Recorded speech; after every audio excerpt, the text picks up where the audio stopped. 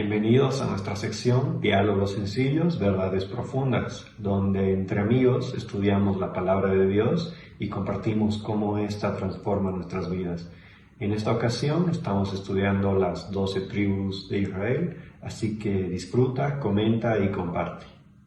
Como les decía, esto expresa una lucha espiritual.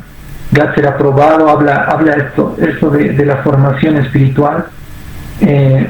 En probado se convierte en probador, ejerciendo justicia sobre los que lo oprimían, ¿no?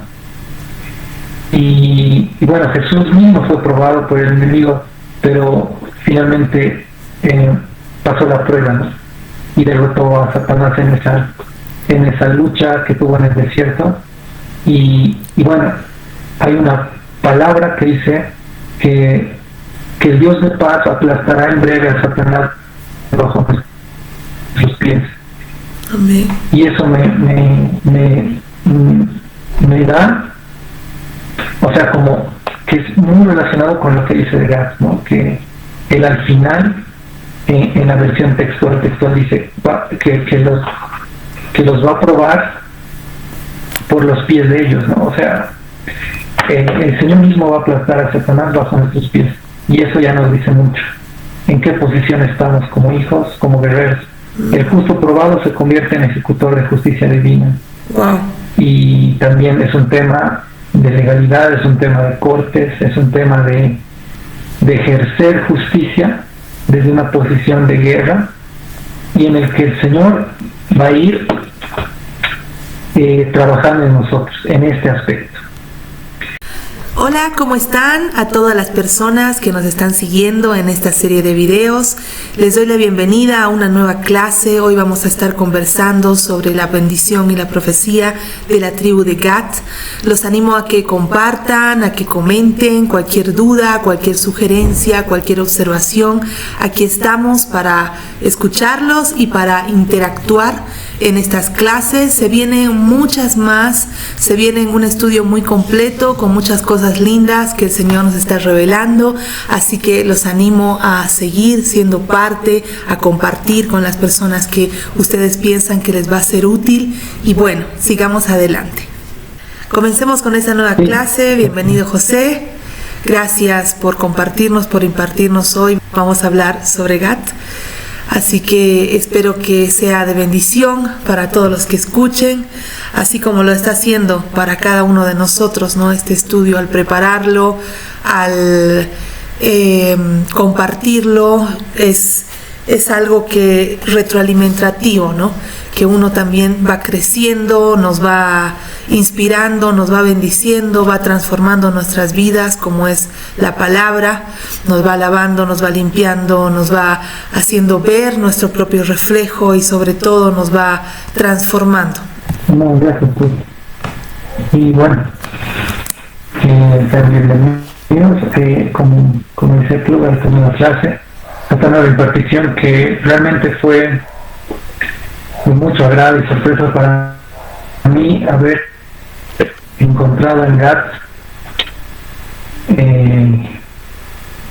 algo tan especial, ¿no?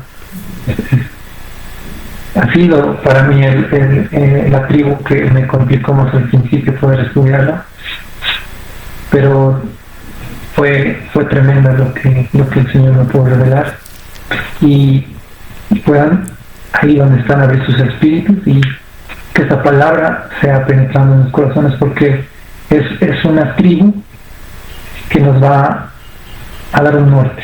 Es muy importante entender en lo profético cómo fue bendecido esa tribu, y lo que el Señor a través de Gad así muestra uno de sus atributos.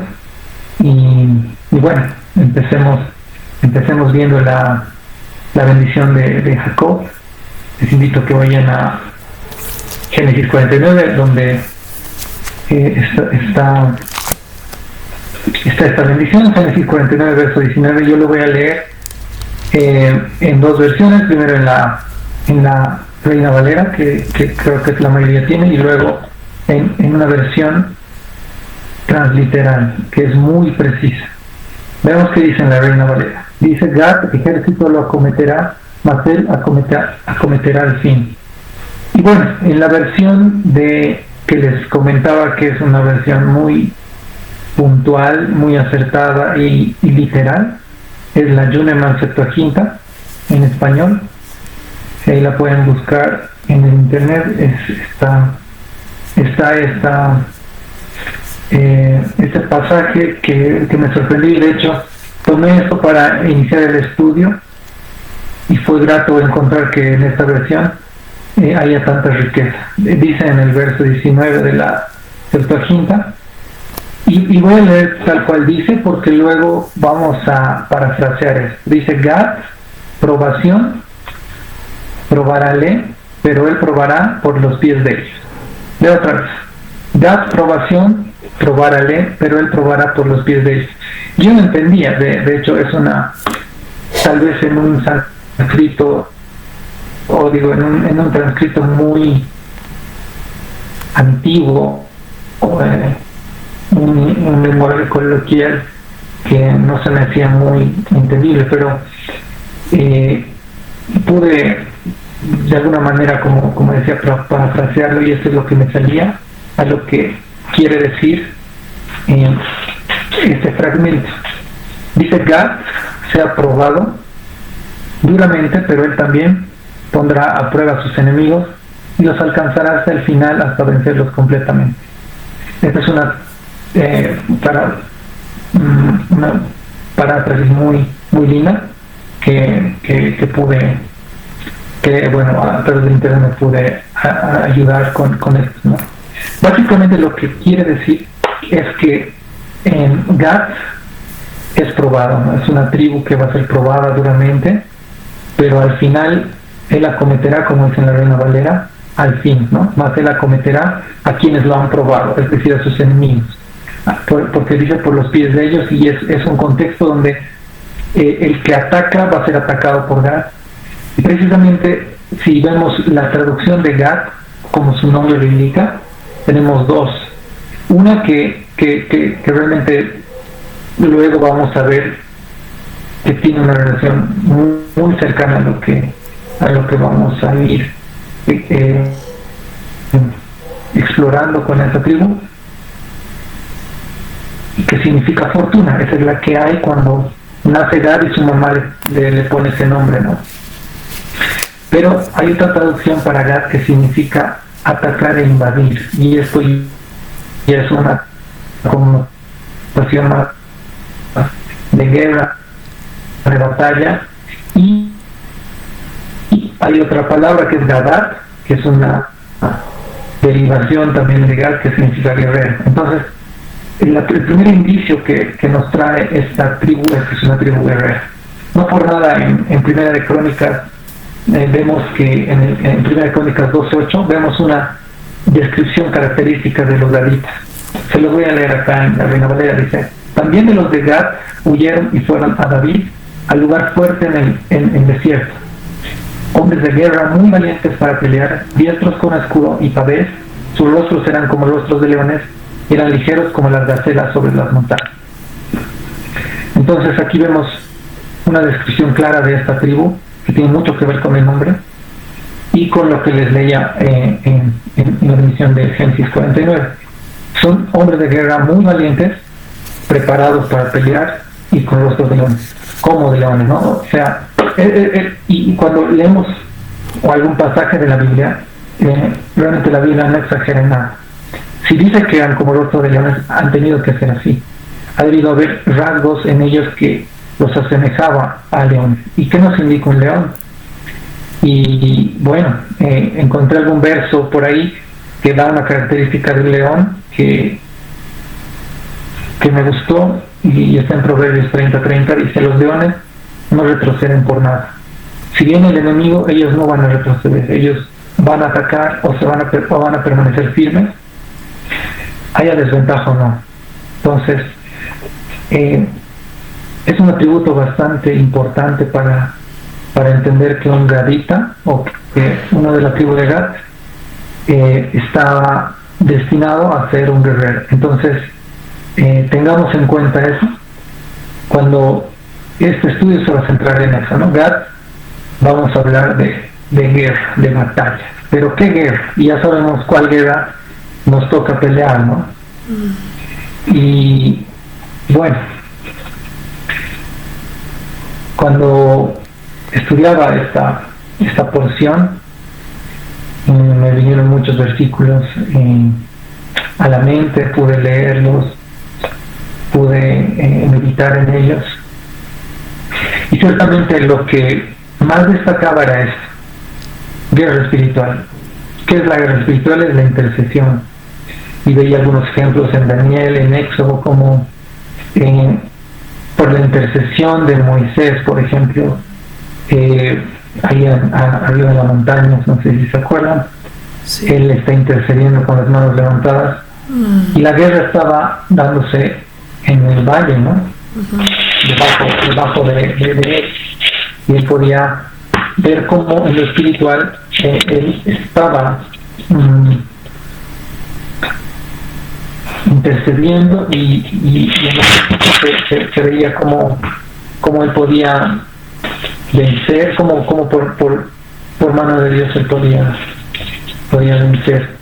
Esta parte que te refieres a esa batalla que él estaba arriba y levantaba las manos, y abajo estaba luchando Josué, ¿no? Y los guerreros, y él estaba arriba, y estaban a su lado dos de sus discípulos, de su equipo, se podría decir, que lo ayudaban a levantar las manos, y cuando él bajaba las manos porque se cansaba, iba perdiendo el ejército, ¿no? Y cuando él levantaba las manos, empezaba a ganar a esa batalla, ¿verdad? Exactamente, a eso me refiero, y fue tremendo. Esto es una descripción muy linda de cómo entendemos la intercesión, igual que, como les decía Daniel, cuando lo ora, y bueno, viene el ángel de Jehová y se presenta ante él y le dice: no temas, porque desde el primer día que dispusiste tu corazón a entender y humillarte en la presencia de tu Dios, fueron oídas tus palabras. Y bueno, ahí entendemos cómo opera una oración o intercesión en el mundo espiritual. Y hay un pasaje más que quiero compartir. En realidad les voy a contar la historia para cerrar este tema de la intercesión. En parte, ¿no? Es que hay una batalla que David suelta con los filisteos, y Dios le ordena que él inicie una tipo de emboscada, pero Dios le da una instrucción precisa en el que David, para poder rodear y atacar a los enemigos, tenía que primero ver la señal que estaba en la copa de los árboles. Se iba a escuchar como una marcha. Si él veía en la copa de los árboles moverse y escuchar como un ejército marchaba, él inmediatamente podía atacar, ¿no? Entonces, y eso claramente nos indica cómo el ejército celestial pelea contra ti. Y bueno, ahí vemos cómo se manifiesta el Señor, ¿no? En la intercesión y en las batallas.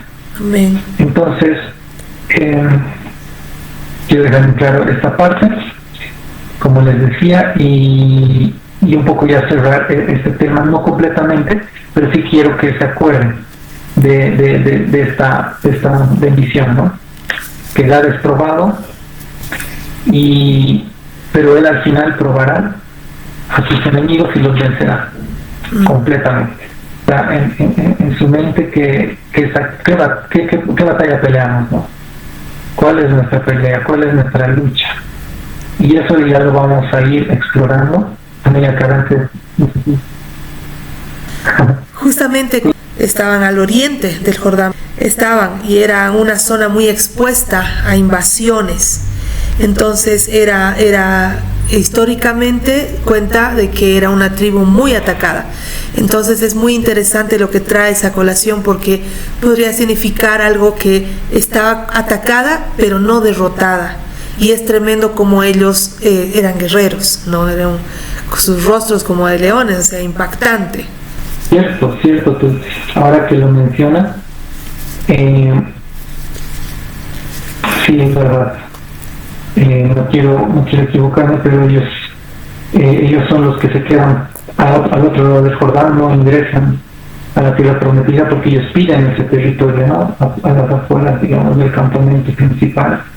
Y ellos son los que iban a defender e iban al frente de la batalla cuando Josué les pide que vayan, y ellos van junto con la tribu de mitad de Manasés, creo, y de Rubén. Esos tres tribus son los que se quedan al margen, pero son los protectores y guardianes. Eso es muy interesante. Amén. Gracias por el aporte, porque eso nos va a decir muchas cosas respecto a Gad. Y bueno, como les decía, esto expresa una lucha espiritual. Gad será probado, habla esto de la formación espiritual. En probado se convierte en probador, ejerciendo justicia sobre los que lo oprimían, ¿no? Y bueno, Jesús mismo fue probado por el enemigo, pero finalmente pasó la prueba, ¿no? Y derrotó a Satanás en esa lucha que tuvo en el desierto. Y bueno, hay una palabra que dice que el Dios de paz aplastará en breve a Satanás bajo sus pies. Amén. Y eso me da, o sea, como que es muy relacionado con lo que dice de Gad, ¿no? Que él al final, en la versión textual dice que los va a probar por los pies de ellos, ¿no? O sea, el Señor mismo va a aplastar a Satanás bajo nuestros pies, y eso ya nos dice mucho en qué posición estamos como hijos, como guerreros. El justo probado se convierte en ejecutor de justicia divina. Wow. Y también es un tema de legalidad, es un tema de cortes, es un tema de ejercer justicia desde una posición de guerra, y en el que el Señor va a ir trabajando en nosotros en este aspecto. Entonces quiero que vayamos a esto porque ya se está abriendo el tema. Vamos a Deuteronomio 33 y versículo 20 dice: Agad dijo, bendito el que hizo ensanchar a Gad, como león reposa, y hablamos de esa característica, y arrebata brazo y testa. Y esta es la parte determinante en el estudio, que dice: escoge lo mejor de la tierra para sí, porque allí le fue reservada la porción del legislador, y vino en la delantera del pueblo, con Israel ejecutó los mandatos y los justos decretos de Jehová. Wow. Y pasó eso, ¿no? Gad escogió lo que él quería como tierra y la obtuvo, siendo delantera del pueblo, siendo aquella punta de lanza que fue primero a guerrear como hombres valientes y diestros para la batalla. Entonces ellos fueron los que estaban delante siempre. Por tal razón el legislador le reservó una porción. El legislador en este caso proféticamente es Jesucristo, y lo podemos ver en algunos versos que, bueno, quiero tenerlas aquí a la mano. Vamos a leer primero Isaías 33:22, voy a leerlo rapidito para cerrar esto de quién es el legislador, y eso me pareció muy interesante. ¿Qué es un legislador? En primer lugar, yo viendo la traducción de legislador, en el hebreo significa aquel que escribe leyes, ¿no? En tablas de piedra o en algún material, pero es un escribano que escribe leyes y mandatos. Eso es un legislador, según la palabra. Y bueno, dice en el verso 22 de Isaías 33: porque Jehová es nuestro juez, Jehová es nuestro legislador, Jehová es nuestro rey, él mismo nos salvará. Y bueno, ahí lo tienen. Hay otro versículo en que dice que Judá es el legislador, pero ya sabemos que el león de la tribu de Judá es quien otorga esa porción a los guerreros, porque precisamente de esta tribu es que sale nuestro Señor Jesucristo. si no me equivoco, está en Salmo 60, esto de lo que le decía que Judá es el legislador, pero ya viendo a futuro quién representa a Judá, ¿no? Dice: mío es Galaad y mío es Manasés, y Efraín es la fortaleza de mi cabeza, Judá es mi legislador. Eso dice Dios, ¿no? Y bueno, entendiendo esto, y quiero que lo tomen y no se olviden de la porción de tierra que Cristo nos da. ¿Ya? Y lo que me llevó a entender ya y a comprender lo que Dios estaba queriendo decirme respecto a Gad era eso, que es la porción de la tierra. Entonces decidí estudiar qué porciones de tierra le tocó a Gad, ¿no? Si estamos hablando de que el legislador mismo le entregó esa tierra, Dios mismo, Jehová, por medio de Moisés, dijo: a Gad le va a tocar esto. Él mismo escogió la tierra en que Gad, esta tribu, se iba a sentar. Wow. Y eso es tremendo, eso es tremendo. Entonces yo vi que porciones de tierra le tocó, hice una lista y estudié cada una de ellas. Entonces vamos a empezar a estudiar cada una de estas tierras y bueno, veamos la lista que tengo aquí. Antes no quería perderme de esto de la anterior, de la bendición de Génesis 49, en que dice que Gad será aprobado, y eso no quiero que quede suelto. Veía algunos versículos que significa ser probado, ¿no? Y eso habla de que Jehová prueba al justo, y dice que para probarte, para saber, o sea, Dios te prueba para saber lo que hay en tu corazón. Eso dice Deuteronomio 8:2. Salmo 11:5 dice: Jehová prueba al justo, como decía. Zacarías 13:9 dice: y meteré en el fuego a la tercera parte, y los fundiré como se funde la plata, y los probaré como se prueba el oro. Y hay en 1 Pedro 1:6-7 dice: para que, sometida a prueba vuestra fe, mucho más precioso que el oro, sea hallada en alabanza. Y Job 23:10 dice: mas él conoce mi camino, me probará y saldré como oro. Entonces eso quiero añadir, de ser probado. Es como el Señor quiere saber las intenciones de tu corazón, quiere entrar en lo más profundo de discernir y entender tus pensamientos, lo que hay en tu corazón, y sacar lo mejor de ti. Entonces te pone a prueba como ese fuego consumidor que Él es, ¿verdad? Él es fuego consumidor y Él va a quemar todo lo que nos sirve, todo lo que nos se opone, toda nuestra naturaleza carnal que quita nuestra fe, de lo que es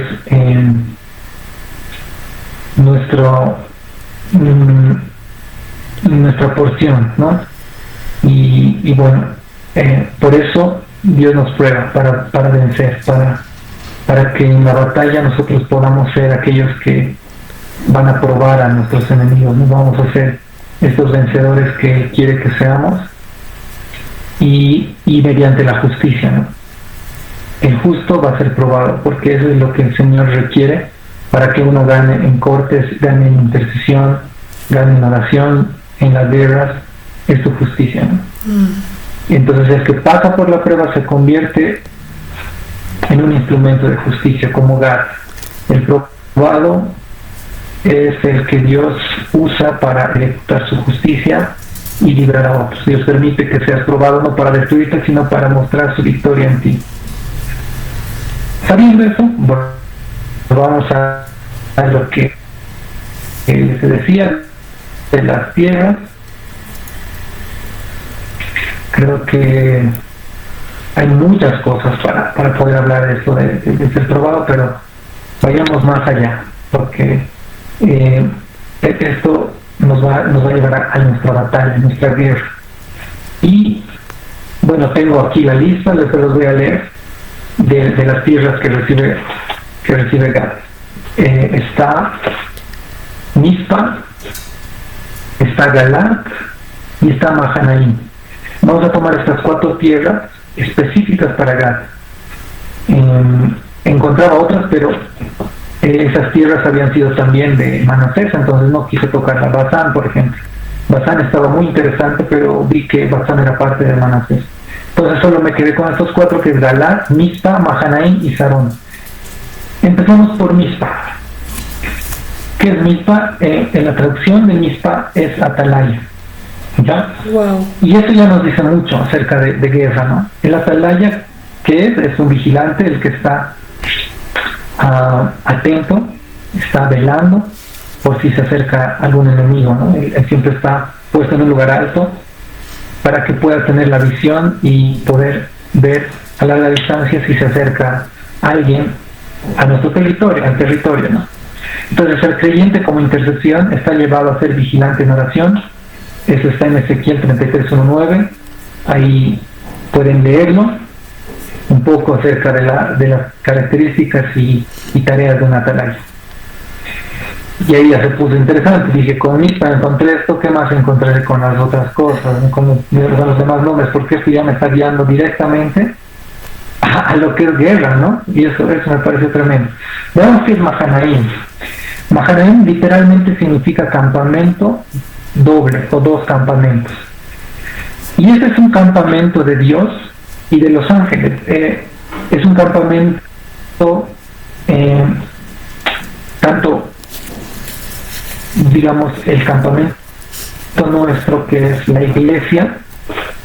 Y cuando hablamos de campamento también hablamos de un lugar donde uno se establece para poder ir a la batalla. Son lugares de descanso, pero también son lugares donde uno se reúne para hacer estrategias. Son lugares estratégicos, por así decirlo, en el que uno va planeando el próximo movimiento, pero también están atentos. Son lugares de batalla. Y eso nos habla de que hay 2 campamentos, ¿no? Entonces, en la guerra espiritual, tanto nosotros como iglesia estamos en la batalla, pero también hay otro campamento, y eso ya lo que les mencionaba en ese ejemplo, ¿no? de la batalla de David, cuando él tenía que señal de Dios para que los ángeles literalmente vayan a la batalla por encima de los árboles, y cuando ellos tengan la victoria, David sale a terminar lo que ya había pasado en el mundo espiritual. Ahora, esta asistencia angelical es el campamento que nosotros juntamente con ellos vamos a guerrear, vamos a pelear. Entonces los ángeles y la iglesia guerrean contra las tinieblas. Eso nos da un entendimiento del gobierno de Dios, en que nosotros, como aliados con los ángeles, con los ejércitos celestiales, tenemos el propósito de extender el reino de la luz y pelear lado a lado, ¿no? Eso es Mahanaim, campamento de ángeles, campamento, como el doble campamento, es el campamento también terrenal o de la iglesia. Dime tú. ¡Qué tremendo! Quiero, antes de continuar, estoy muy asombrada. Hay ciertas cosas que te lo voy a desarrollar al final, pero estoy muy asombrada con esto.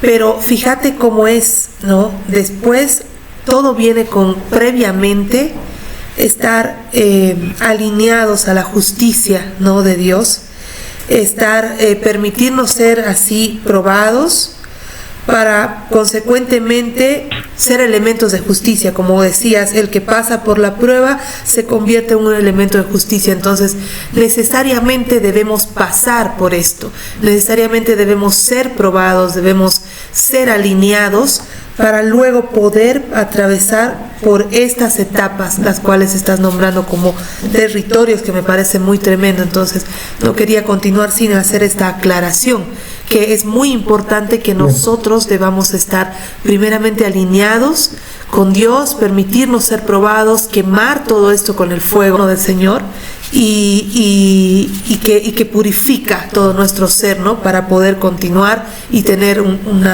ser vencedores, ¿no? Así es algo que gracias tú por esto, para no dejar pasar justicia, ¿no? Esa es, creo, una de las cosas más importantes, si no la más importante, porque está enraizada la fe y es el arma que Dios necesita para que nosotros podamos ejecutar los juicios, el gobierno de Dios, las bendiciones que Él pueda traer a una tierra, y para ser un canal efectivo de lo que el cielo quiere para establecer su reino, debemos ciertamente estar en justicia, y para eso debemos ser probados con el fuego, como decías tú, con el fuego consumidor que el Señor es, ¿no? Y nosotros debemos salir como oro. Entonces, viendo eso, pasemos a la otra tierra, que es un poquito más extensa esta tierra, porque tiene una historia detrás muy, muy interesante. ¿Ya? Veamos Galat. Y para Galat necesito que vayamos a un verso que está en Jueces. Jueces 11, acá está. Y esta es la historia de Jefté. No sé si alguna vez escucharon. Jefté suena también en Hebreos 11 como uno de los ejemplos de fe, ¿no? que está ahí en la lista.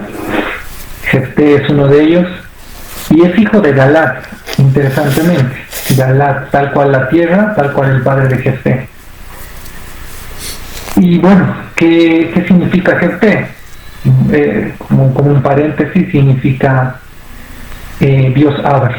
Wow. Y cuando leía eso de Dios abre, se me vino un versículo a la mente que está en Isaías 45, 2, dice, bueno, voy a leer desde el 1, justo hoy también leí de pasada este mismo verso. Dice: así dice Jehová a su ungido, a Ciro, al cual tomé yo por su mano derecha para sujetar naciones delante de él y desatar lomos de reyes, para abrir delante de él puertas, y las puertas no se cerrarán. Yo iré delante de ti y enderezaré los lugares torcidos, quebrantaré puertas de bronce y cerrojos de hierro haré pedazos, y te daré los tesoros escondidos y los secretos muy guardados, para que sepas que yo soy Jehová, el Dios de Israel, que te pongo un nombre. Tesoros escondidos, por algo leía esto. Pero lo que me quiero ir es a que en este verso Dios abre puertas. Wow. Dios va adelante, rompiendo cerrojos y abriendo paso. Esto como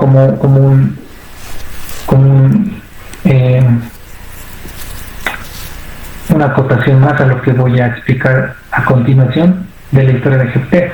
Este Jefté es un juez, obviamente. Él es hijo de Galat, pero también es como hijo de una ramera. No es tan legítimo, según sus hermanos y sus familiares, por tanto lo destierran. Y aquí literalmente dice: pero la mujer de Galat le dio hijos, los cuales cuando crecieron echaron fuera a Jefté, diciéndole: no heredarás en la casa de nuestro padre, porque eres hijo de otra mujer. Huyó pues Jefté de sus hermanos y habitó en tierra de Tob. Se juntaron con él hombres ociosos, los cuales salían con él. ¿Ya? Lo desheredan prácticamente, y bueno, él se va a vivir esta tierra con hombres ociosos, porque la Biblia se molesta, por así decirlo, en nombrar eso, ¿no? Que se juntaba con hombres ociosos. Eso me llamó la atención de alguna manera, y fue agradable ver la respuesta del Señor cuando entendí por qué se menciona esto. Entonces, ¿qué pasa con Jefté? Luego les explico por qué eso de los hombres ociosos. Jefté es convocado después por los ancianos de Israel y por los mismos hermanos que lo habían desterrado, para que los ayude a combatir con los amonitas.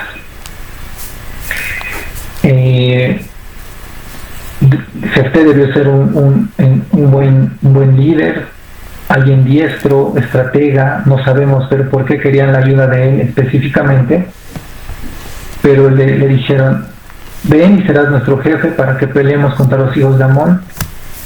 Y Jefté respondió a los ancianos, ¿no me aborrecisteis vosotros y me echasteis de la casa de mi padre? ¿Por qué pues venís ahora a mí cuando estáis en aflicción? Y les dice, si yo voy a ser caudillo. Y bueno, él va y pasa esto. Él va primero a hablar con Amón y le dice, ¿por qué estás atacando a Israel? Y él le dice, porque ustedes han tomado nuestras tierras, se han apoderado de territorios que eran nuestros. Y él explica toda una narrativa desde el Éxodo en el que argumenta por qué Israel tenía esas tierras y por qué ellos habían tomado estos territorios. Y lo resumo en esto. En el versículo 23 dice, así que, le resumo en pocas palabras, lo que Jehová Dios de Israel desposeyó al amorreo delante de su pueblo Israel, ¿pretendes tú apoderarte de él? Lo que te hiciere poseer Quemos, tu Dios, no lo poseerás tú, no lo poseerías tú. Así todo lo que desposeyó Jehová nuestro Dios delante de nosotros, nosotros lo poseeremos. O sea, lo que les dijo es, incluso le dio argumentos válidos, le dijo, y nosotros no queríamos atacar cierta región, sino que les pedíamos permiso para poder pasar por esas tierras, para que los enemigos que estaban detrás de nosotros no nos alcanzasen, y les negaban a los israelitas pasar por esa tierra. Entonces, inevitablemente el Señor decía, si no quieren ayudarnos, bueno, pues venga la guerra, y los masacraban y se quedaban con ese territorio más.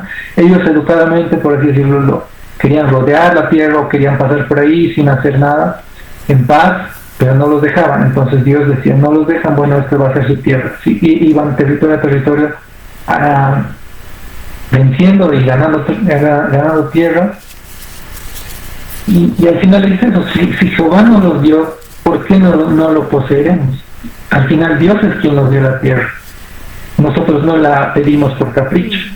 Y si a ti tu Dios Quemos te da tierra, poséela también. Entonces esta es nuestra tierra. Wow. Y pelearon y vencieron. Y bueno, yo quería pasar, ¿no?, la historia. Claro. Pero tremendo. Días antes de poder presentar este estudio, me centré en este Dios Quemos. ¿Qué es este Dios? Dije. ¿Por qué habla Jefté de este Dios Quemos? Y bueno, lo que pude estudiar o pude averiguar de este Dios es que primero significa, siempre me gusta saber el significado de los nombres, significa subyugador, destructor y aquel que quema, así como una antítesis del fuego consumidor, ¿no? Pero también es un subyugador y destructor.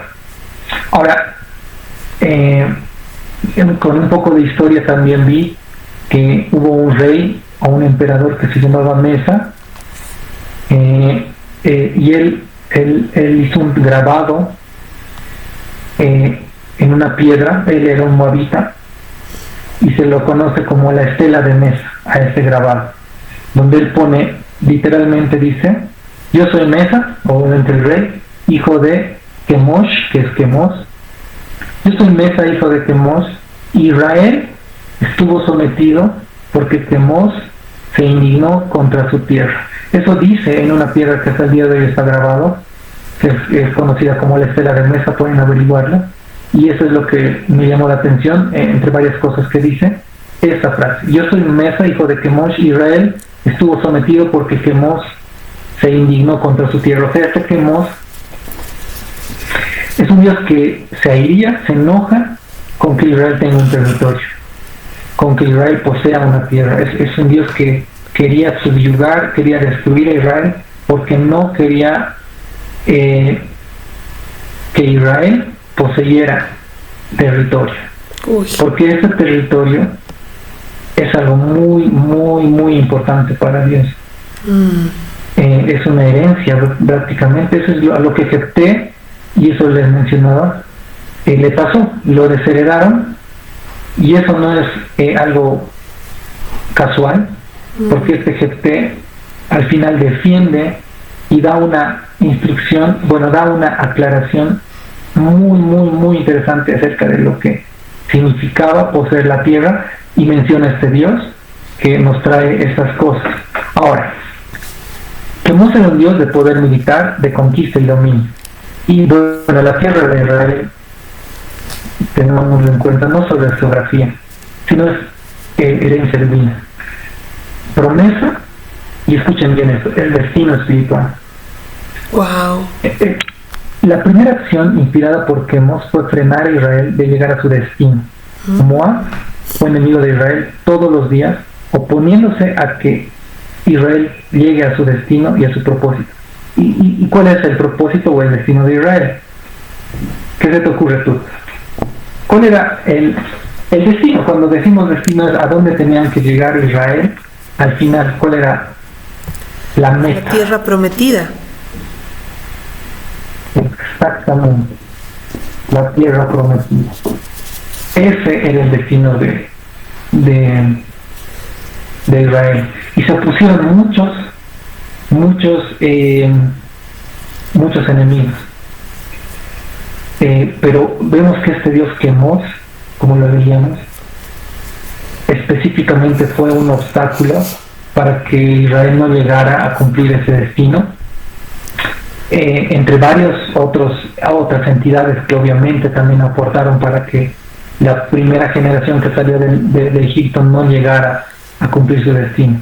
Pero Quemos fue muy interesante, y lo vamos a leer otra vez en Jeremías 48:11. Wow. Que es Moab. Veamos. Moab es el pueblo que adora a Quemos, y este es un espíritu, como les decía, que se opone a que el pueblo entre en la heredad y entre en el propósito. Wow. En Jeremías 48, es un verso rarito, van a ver por qué.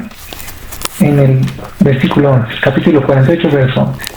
Vamos a leer desde el 11 hasta el 13, para mencionar este Dios también. Dice: quieto estuvo Moab desde su juventud, y sobre su sedimento ha estado reposado, y no fue vaciado de vasija en vasija, ni nunca estuvo en cautiverio, por tanto quedó su sabor en él, y su olor no se ha cambiado. Por eso vienen días, ha dicho Jehová, en que yo le enviaré trasvasadores, que le trasvasarán y vaciarán sus vasijas y romperán sus odres. Y se avergonzará Moab de Quemos, como la casa de Israel se avergonzó de Betel, su confianza. Y leo el 14 más. ¿Cómo pues diréis, somos hombres valientes y robustos para la guerra? Como que dando la razón al contexto de que estamos hablando de guerra. Pero les dije que es un verso muy curioso, que significa, pueden releerlo, y es muy, muy interesante lo que significa. Moab, este espíritu, o Moab en realidad, dice aquí que vivió cómodo. Dice que se quedó en un lugar y se hizo sedimento porque estaba en reposo. Y no fue vaciado nunca de vasija en vasija. Es como cuando tienes un refresco de esos que tienen pulpa y se queda abajo, ¿no? Esa materia más densa, y solo se queda como un agua más transparente arriba. Así yo me lo imagino. Creo que con el vino, no sé si con el vino pasa lo mismo, pero este Moab, este pueblo, nunca fue trasvasado. Cuando trasvasas algo, es el líquido que está con su sedimento abajo. Cuando lo trasvasas vuelve a mezclarse otra vez, ¿no? Todo, ya no se queda eso. Y bueno, entonces Moab, o este espíritu, nunca experimentó procesos transformadores, nunca fue quebrado, nunca fue purificado. ¿Por qué? Porque vive en su comodidad, ¿no? Entonces, ¿qué pasa con este espíritu de Moab? Es un espíritu que trae comodidad espiritual. Es una comodidad espiritual sin transformación. Este que este acto que Dios nos lo grafica de esa manera, de pasar de un vaso a otro, es un acto de mover, de dinamismo, de que no estés reposado en un mismo lugar sin moverte, como agua estancada, en el que tu sabor se queda y tu olor no se ha mudado. Es decir, nunca cambias, estás ahí, vamos a llamarlo el mismo sabor, el mismo olor, pero no tienes ese proceso en el que Dios puede moverte, trasvasarte y quitarte ese estupor, quitarte esa comodidad donde te sientes bien y no avanzar, ¿no? Entonces, Moab trae que uno piense que está bien cuando su meta está allá y tu destino y tu propósito todavía te está esperando. Entonces un creyente que está por avanzar hacia su llamado enfrentará esta batalla, ¿cuál? La de comodidad. Ahora, es comodidad versus propósito. Seguridad, falta versus fe. La fe es la que también te mueve a pisar lugares donde piensas que no hay algún sostén. Te das cuenta que es totalmente anticristo también, porque el Espíritu Santo siempre ha estado en movimiento desde Génesis 1. Era un movimiento constante, es algo que el Señor nos invita a andar en movimiento constante, y eso es interesante, que este espíritu se contrapone o se opone totalmente al diseño que Dios quiere para nosotros y tenía también para este pueblo, ¿no?, de Israel. Qué tremendo. ¿Verdad? Sí. Eso del espíritu es verdad. Se movía y es eso, ¿no? Siempre el espíritu está en movimiento, y este es un antidiseño, anticristo, como dices, tal cual. Y ahí es donde me voy, ¿no? La herencia espiritual necesita ser conquistada, y bueno, viene con esfuerzo, viene con esa disposición del corazón para poder ir hacia ese destino. Ahora, tenemos una porción de tierra, una bendición que el Padre hereda al Hijo, ¿verdad? Este es un diseño que el Señor puso en su pueblo, pero Él lo cumple también. Dice Jeremías 10:16, a ver: no es así la porción de Jacob, porque Él es el hacedor de todo, e Israel es la vara de su heredad, Jehová de los ejércitos es su nombre. Israel es la vara de su heredad. Bueno, vara, cuando leemos vara ya sabemos más o menos a qué nos referimos con vara, pero ciertamente quiero que al principio es lo que les preguntaba: ¿cuál es nuestra batalla? Y más puntualmente, ¿cuál es nuestro territorio? Y yo creo que se resume la guerra espiritual básicamente en esto. Dios nos da una porción, es Cristo mismo, pero en Cristo cumplimos un propósito, ¿verdad? Y esa porción que Cristo nos designa para nosotros antes de la fundación del mundo, es un territorio que el enemigo quiere robar. No quiere que cumplas tu destino, no quiere que tú vivas en esa tierra prometida, y es ahí donde empieza la guerra. La guerra espiritual solo prospera cuando entendemos nuestro propósito. Si no sabemos a dónde estamos yendo, no vamos a tener ninguna guerra. Estaríamos peleando por nada. Pero cuando nosotros entendemos nuestro propósito, la guerra viene. O sea, tu propósito es tu guerra espiritual.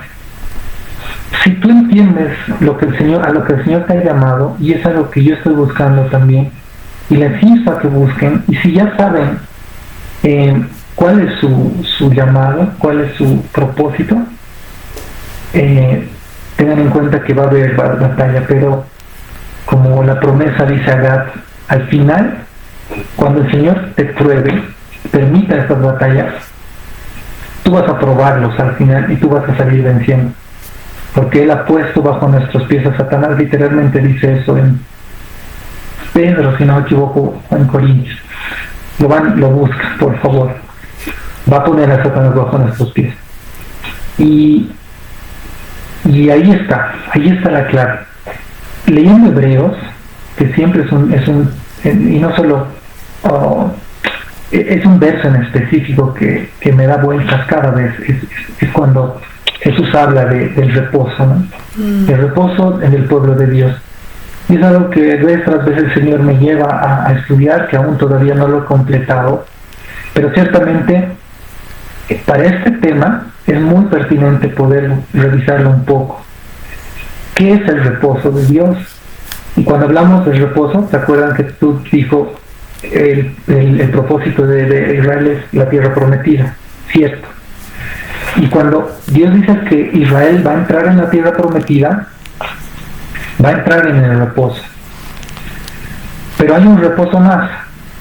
Dice aquí, porque si Josué les hubiera dado el reposo, no hablaría después de otro día. Por tanto, queda un reposo para el pueblo de Dios, para la iglesia.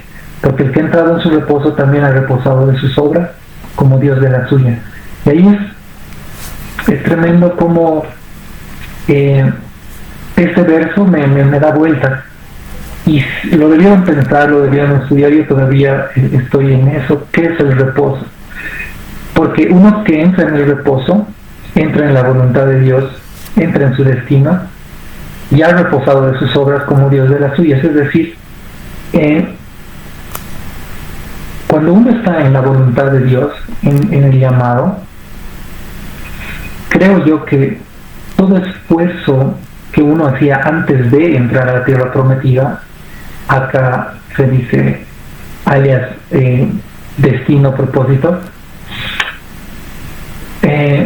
uno ya no tiene que luchar por cosas que no tienen importancia en el propósito divino y eterno del Señor. Es decir, las batallas que a veces luchamos, peleamos, que están fuera de nuestro propósito, a veces nos desgastan, ¿no? Nos desgastan y nos llevan a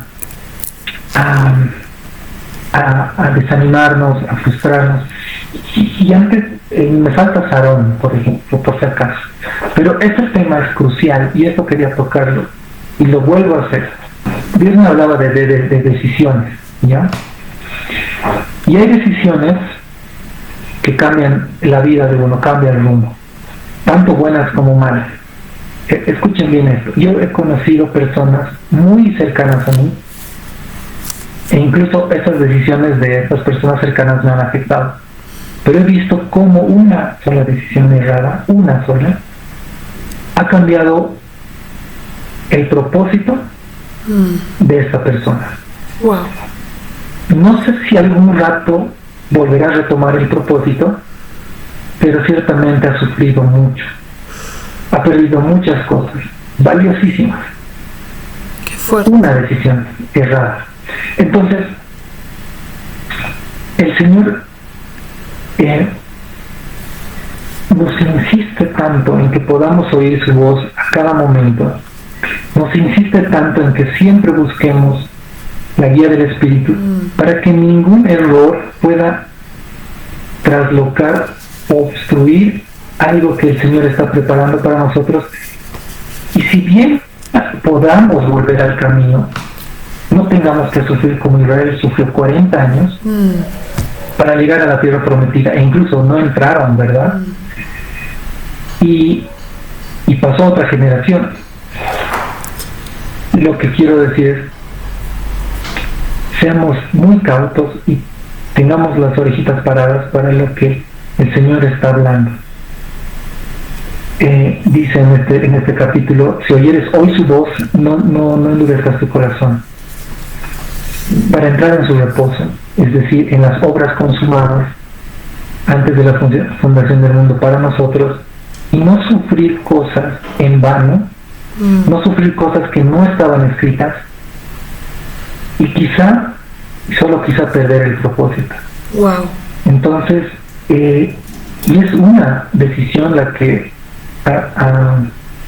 hizo que toda la humanidad pereciera, como la decisión de Adán, y parecen detalles, no parecen detalles. Dios en su gracia nos ha mantenido. Yo también tengo un testimonio que algún día compartiré con ustedes de una decisión errada, pero que el Señor en su misericordia pudo restaurarlo. Si no hubiera habido de por medio la gracia de Dios, no sé dónde estaría ahora. Estaría viviendo una vida que no era para mí, estaría sufriendo y ciertamente es una carga extra. Entonces, eso me hace pensar mucho en el reposo, porque el reposo ciertamente es algo donde estamos tranquilos, es nuestra tierra. Y si hay batallas, pero que vale la pena pelear porque estamos en nuestro propósito. No estamos peleando por cosas que nosotros mismos nos buscamos y tenemos que repararlas con nuestro esfuerzo y desgastamos nuestra vida en eso, sin nunca poder comer ese fruto de nuestra tierra, ¿no? Esas vidas que decía Caleb, que quería mi tierra, quiero disfrutar mi tierra, quiero comer mis frutos, porque él había conseguido la tierra que quería. O sea, te das cuenta con el diseño que no es de Dios, en este caso, viendo a lo de Moab antes, invitaba a estar en flojera, a estar cómodo. Pero el diseño original del Señor es entrar en este reposo, porque justamente lo que decías del reposo es muy tremendo, porque a veces en realidad para estar en una batalla, para poder vencer, además de todo lo anterior que hemos hablado, es muy necesario poder entrar en este Selah, en este reposo, en este Selah. Por ahí a veces cuando leemos la palabra vemos este Selah y lo pasamos por alto, pero no nos damos cuenta que este Selah es el reposo del Señor, es entrar en el descanso. Incluso lo dan con un sentido de musical, como los salmos, ¿no es cierto? Que se habla de Selah en los salmos, pero es un reposo, es una pausa musical, o sea, en adoración que uno debe necesariamente hacer y entrar en el reposo del Padre. Entonces es tan importante poder expresar este Selah en nuestras vidas para poder fortalecernos y poder decir, aquí es necesario que entre en el reposo de Dios, porque como tú decías, a veces uno toma decisiones erradas por estar apurado o por estar en un momento descoordinado con lo que el Señor tiene para nosotros. Pero cuando estamos en el reposo, en el Selah del Señor, entonces no vamos a cansarnos, no vamos a debilitarnos, nuestras fuerzas van a ser renovadas y por supuesto no vamos a tener estas equivocaciones, ¿no? Que muchas veces uno tiene por humanidad, tanta humanidad que carga. Entonces es tremendo poder entrar en este Selah, en este reposo de Dios. Qué lindo eso del Selah. Alguna vez me tenía a pensar por qué hay este Selah, qué significa, y más allá de esta pausa musical que decía, ese es el reposo. Ciertamente cuando yo trataba de leer todos los salmos que tengan un Selah, veía un patrón. Cuando es David, digamos, quejándose, por así decirlo, o suplicando al Señor ayuda, viene el Selah y a continuación las palabras que emite el salmista son de salvación, son de confianza, son de Dios, gracias porque me has librado. Es salvación, una palabra que se repite es salvación, cambia, confianza, ¿no? Cambia, exactamente, cambia totalmente. Eso, ¿cómo puede cambiar de un momento a otro estando, ay, esto, y después de un Selah es todo diferente? Sí, exacto. Como que el Espíritu entra e inspira palabras de fe y ya no es queja, es agradecimiento, es gozo, paz. Es tremendo eso del Selah. Qué lindo que lo has traído a colación, porque es tal cual lo que estamos hablando. Es ese espíritu que en David había, en el que decía, el Señor ponía su paz y estaba otra vez sintonizado con el trono. Tremendo. Y bueno, el último, no quería dejar a un lado a Sarón, que es el último pedacito de tierra que queda, pero no por eso menos importante. Y bueno, vamos a leer un poquito un verso muy interesante y muy adecuado. Este está en Isaías 65, que dice en el versículo 9 de Isaías 65, dice: sacaré descendencia de Jacob y de Judá, heredero de mis montes, y mis escogidos poseerán por heredad la tierra, y mis siervos habitarán allí, y será Sarón para habitación de ovejas, y el valle de Acor para majada de vacas, para mi pueblo que me buscó. Nos quedamos ahí primero. Heredero de mis montes. Es importante entender un poco esto de los montes. Volvamos a este tema de los montes un poquito. Bueno, leamos el 11 más. Dice: pero vosotros, los que dejáis a Jehová, que olvidáis mi santo monte, que ponéis mesa para la fortuna y suministráis libaciones para el destino. Ahora dice Jehová que hay personas que olvidan su santo monte, ¿no? ¿Cuál es este santo monte? Isaías 2:2 dice: acontecerá en lo postrero de los tiempos, que será confirmado el monte de la casa de Jehová como cabeza de los montes, y será exaltado sobre los collados, y correrán a él todas las naciones, y vendrán muchos pueblos y dirán: venid y subamos al monte de Jehová, a la casa del Dios de Jacob, y nos enseñará sus caminos, y caminaremos por sus sendas, porque de Sión saldrá la ley, y de Jerusalén la palabra de Jehová. Ahora, este monte que dice aquí Isaías es una casa de oración. Los montes, el monte de Jehová, es un monte donde se reúne la asamblea. Wow. La asamblea es un lugar donde se deciden muchas cosas. Y cuando habla Isaías y también Jesús después de casa de oración, no es algo menor. Cuando habla de casa de oración, habla de intercesión, habla de un lugar estratégico, de un lugar especial, donde el mismo Satanás quiso entrar una vez. ¿Se acuerdan? Yo subiré al monte de la asamblea, dice, y estableceré mi trono ahí. Aquí es donde se reúnen, en el monte de la asamblea, en el santo monte de Dios, las cortes. Es un lugar de gobierno, y la tiniebla sabe, es un lugar de gobierno. Por eso ellos también quieren tomar los montes, y veía estudios donde hay montes naturales también, donde la tiniebla ha establecido gobiernos, y hay montes de Dios también en lo natural, que son montes santos, son montes blancos, les dice. Pero ese es un tema aparte. A lo que me quiero decir que es este monte, santo monte, casa de oración, es un lugar especial donde Dios pone a su remanente, pone a su pueblo entendido, para que pueda gobernar juntamente con él, y en intercesión pueda soltar esa justicia. Y es que Dios dice: y mis escogidos,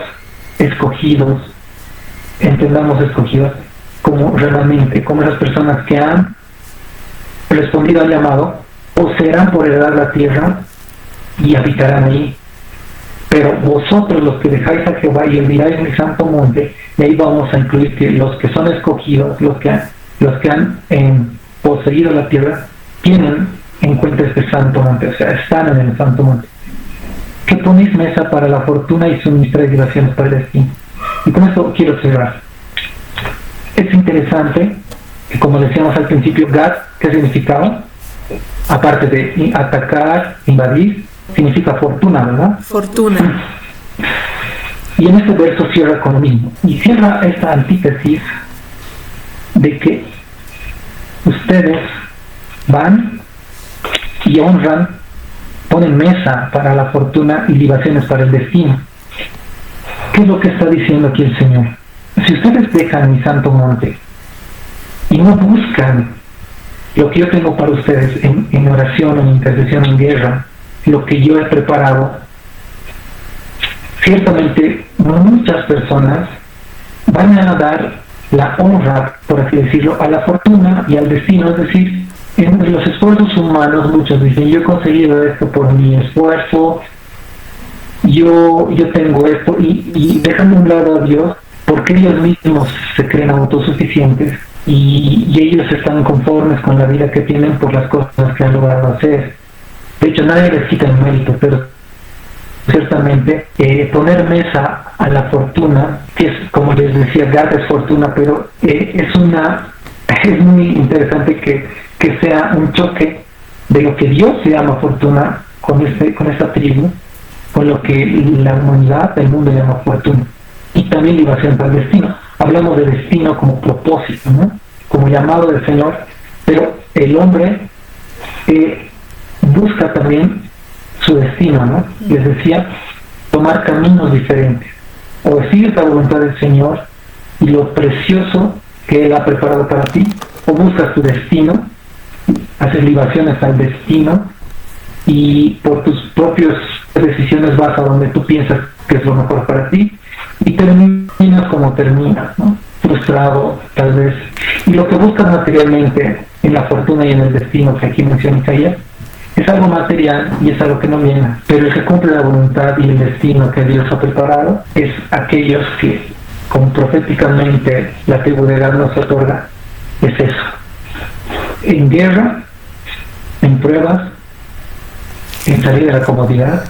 Y bueno, eso es lo que Gad significa, simbolizar. En la iglesia es esa puerta, volvamos al tema, donde está nuestro destino. Es un pilar muy importante de esta tribu, y es la intercesión y la guerra. No perdamos eso. Ya saben que la guerra es para cumplir tu propósito. Wow, qué tremendo, Josecito, qué hermoso. Y es un camino, si te das cuenta. Ahí está. Porque hemos hablado sobre destino, sobre territorio, cuál es nuestra batalla. Han sido preguntas en las que hemos conversado todo este estudio y hemos podido ver también cuál es tu territorio. Y con todos estos territorios que has ido nombrando, ha sido como un camino, se ha trazado un camino y ha llevado directamente al monte de Sión, al monte de oración. Entonces, no sé si ha sido a propósito o no, pero se ha abierto un camino, ¿no? Tan hermoso que es una victoria segura, ¿no? Con Cristo, con Él, con esta bendición y esta profecía que aquí expresa Gad. Y para no dejarlos con esta, ahorita acabo de leer con algo que les había dicho de Jefté, ¿se acuerdan? De que andaba con hombres ociosos. Tiene mucho que ver con la compañía con la que estás. Los ociosos siempre te van a llevar a un camino de comunidad y no van a hacer que tú trabajes y te esfuerces por cumplir tu destino. Entonces, no por nada estaba ahí escrito que él estaba con gente ociosa, precisamente como gente que no son una buena influencia para que tú puedas cumplir lo que Dios te mandó hacer.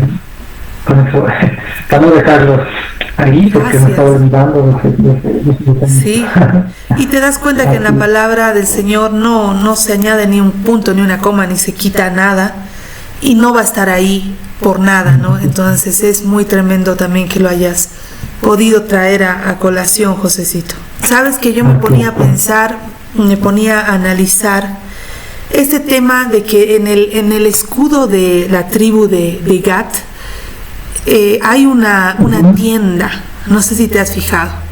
Sí, he visto una tienda, es cierto, hay una tienda, no sabía que era de Gad. Sí, es de Gad. Entonces, la Biblia no describe, ¿no?, los escudos y emblemas tribales específicamente, pero se usan estas imágenes. La tradición judía después la empezó a poner los escudos y todo esto, pero son muy acertados a lo que tienen que ver. Entonces yo me ponía a pensar, decía, ¿por qué Gad tiene una tienda en su escudo y su padre era Jacob, el cual era un morador de tiendas? No, entonces me ponía a pensar, ¿habrá tal vez Gad heredado algo del carácter de Jacob? ¿Habrá tenido una esencia parecida a su padre? A pesar de que Jacob tenía 12 hijos, aquí en Gad vemos que tenía esta herencia espiritual. Entonces estaba analizando un poco esto y me he ido dando cuenta de que es una interpretación espiritual, ¿no? Es porque la tienda simboliza una vida nómada bajo pacto, ¿no? Una dependencia de Dios, una movilidad y vigilancia, estar siempre en presencia de un campamento. Y Gad vivía en un territorio de frontera, como lo decíamos antes, y estaba expuesto al ataque y necesitaba habitar y defender, no solo conquistar. Entonces, ahora aquí vemos a un Jacob que habitó. Jacob era un varón que habitaba en tiendas, pero vemos aquí a un Gad que defendió la tienda.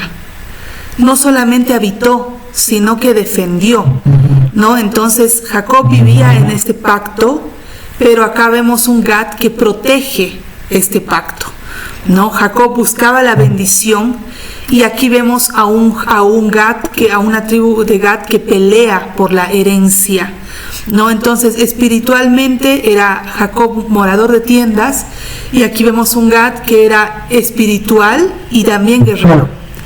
Entonces vemos que de cierta forma una herencia espiritual recibe Gad de su padre, ¿no? De Jacob, porque era una identidad de pacto, y además no rompe el pacto, sino que lo cubre. Además cubría la tienda, cubría el territorio, cubría esta tierra, ¿no? Entonces Gad cuida la frontera para que la tierra no sea profanada, ¿no es cierto? Entonces uno habita y el otro la resguarda. Entonces aquí vemos como un paso de generaciones, vemos cómo se da un traspaso de herencia espiritual, pero de generaciones, y cómo la generación que viene ya la viene a cubrir, ya viene cubriendo todo esto. Mira lo que dice en Hebreos 11.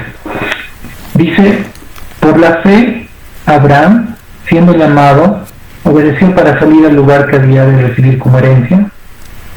Ahí escuchan las palabras claves. Y salió sin saber dónde iba.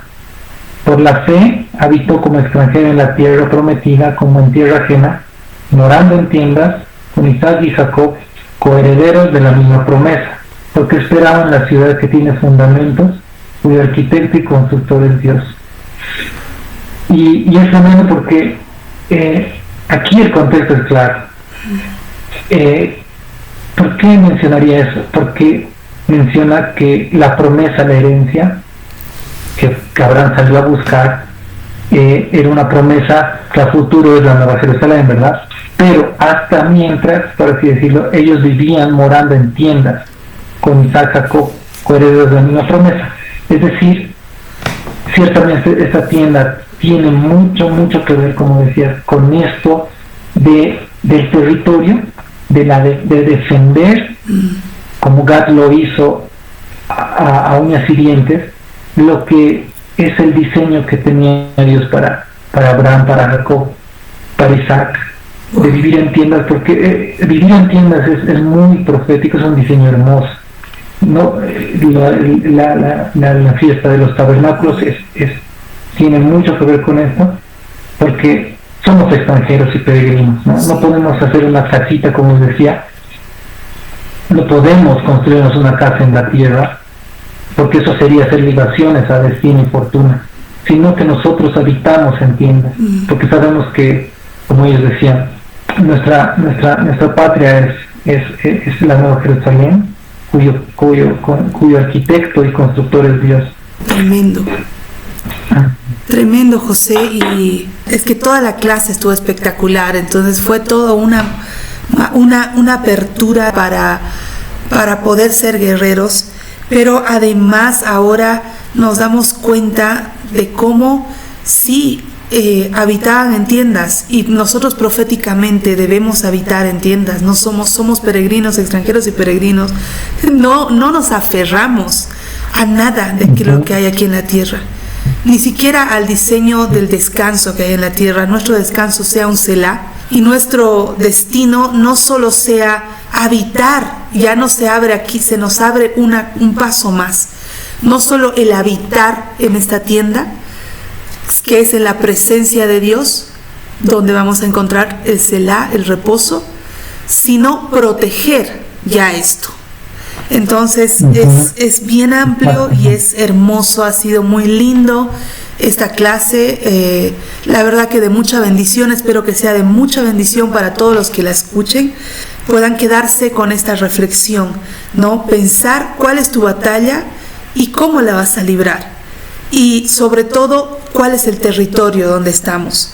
Y que ya no es solo habitar el afán, que no sea nuestro fin el habitar solamente, sino el proteger esta presencia, proteger esta comunión y estar en este monte de la oración. Entonces es hermoso, ha sido muy lindo. Muchas gracias, José, gracias por traernos todo esto y la verdad que ha transformado, ¿no? La idea es que sea transformada nuestra vida con todo esto.